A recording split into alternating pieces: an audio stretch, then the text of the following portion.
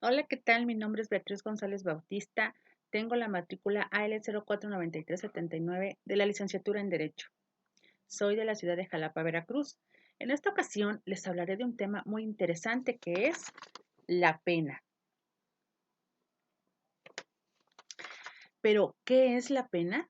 Bueno, pues la pena es la primera y principal consecuencia jurídica que se deriva de la comisión de un delito. Es un mal, pues su contenido consiste en la privación de bienes jurídicos como la libertad o el patrimonio.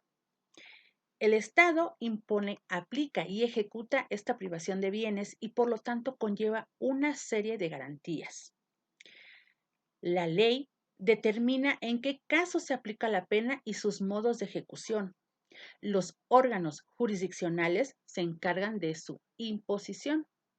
Sirve y para ello debe ir orientada para contener la criminalidad, evitando en lo posible la realización de nuevos delitos. Además, atendiendo a la naturaleza, distinguimos penas privativas de libertad, penas privativas de derechos y penas de multas. Las características de las penas son intimidatoria.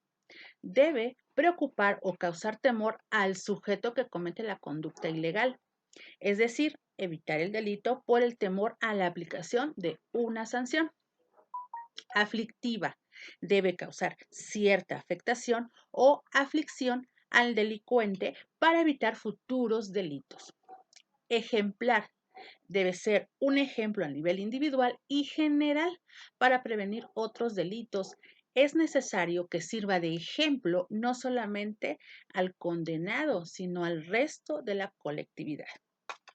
Legal debe provenir de una norma legal que exista previamente en la ley.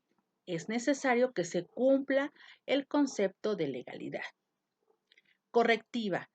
Toda pena debe atender a corregir al sujeto que comete un delito. Debe proporcionar al delincuente una inserción positiva a la sociedad. Esto implica que el tiempo de la privación de libertad sea intervenida y se les dote de herramientas para su reinserción. Justa. La pena no debe ser excesiva en dureza o duración, sino que debe ser relativa a la gravedad de la conducta antisocial y la peligrosidad del individuo que la comete.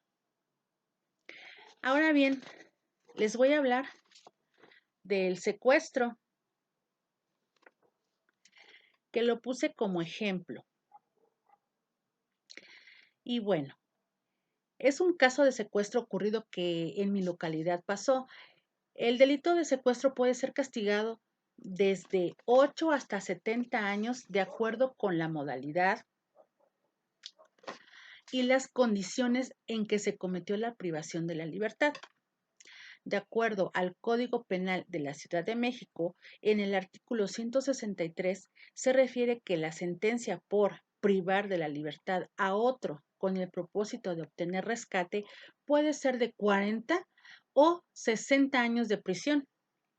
Al que prive de libertad a otro con el propósito de obtener rescate, algún beneficio económico, causar daño o perjuicio a la persona privada de la libertad o a cualquiera otra, se le impondrá de 40 a 60 años de prisión y de 1,000 a 3,000 días de multa.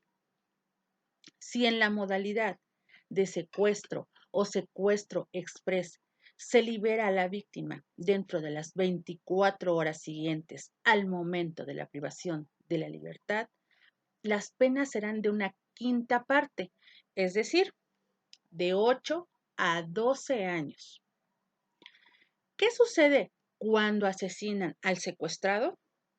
En el Código Penal de la Ciudad de México, en el artículo 165, dice que en caso de que el secuestrado sea privado de la vida por sus secuestradores o fallezca durante el tiempo en que está secuestrado, se impondrá una sentencia de 50 a 70 años de prisión. En caso de que el secuestrado sea privado de la vida por su o sus secuestradores o que fallezca durante el tiempo en que se encuentre privado de su libertad, Se impondrán de 50 a 70 años de prisión y 5,000 a 10,000 días de multa. El Código Penal refiere que se impondrá la misma multa cuando la privación de la libertad se realice en contra de un menor de edad o de quien por cualquier causa no tenga capacidad de comprender o resistir la conducta. ¿Qué pasa con los cómplices? En caso de que una persona actúe como asesor o intermediario en las negociaciones del rescate con fines lucrativos, colabore en la difusión pública de las pretensiones o mensajes de los secuestradores, aconseje el no presentar denuncia del secuestro cometido o intimide a la víctima durante o después del secuestro, será acreedora de 1 a 8 años de prisión y de 200 a 1,000 días de multa. En el autosecuestro, si bien el delito no está estipulado como autosecuestro, el Código Penal de la Ciudad de México indica que la persona que simule encontrarse privado de su libertad con amenaza de su vida o daño a su persona, también será sancionado. En la ley se estipula que se le impondrán de 2 a 8 años de prisión y de 100 a 500 días de multa.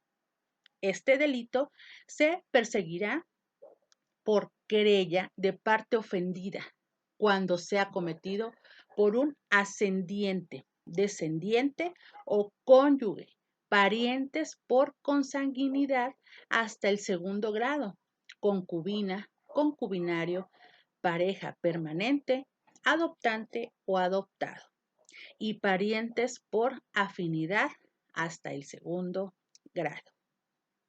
Bueno, esta ha sido mi participación en el tema de la pena y como ejemplo del secuestro. Espero les haya gustado y agradado y sobre todo que les pueda servir. Muchas gracias.